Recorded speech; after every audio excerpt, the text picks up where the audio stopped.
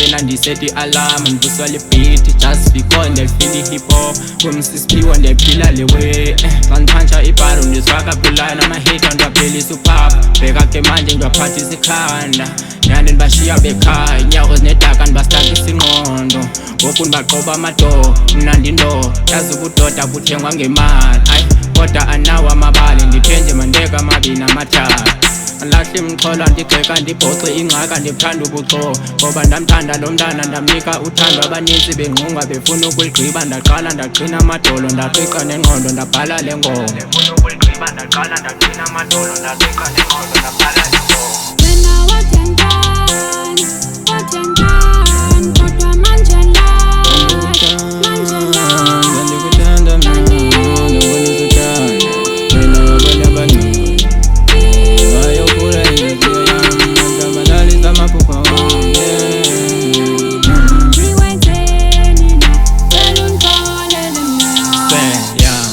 uthando luphethula isono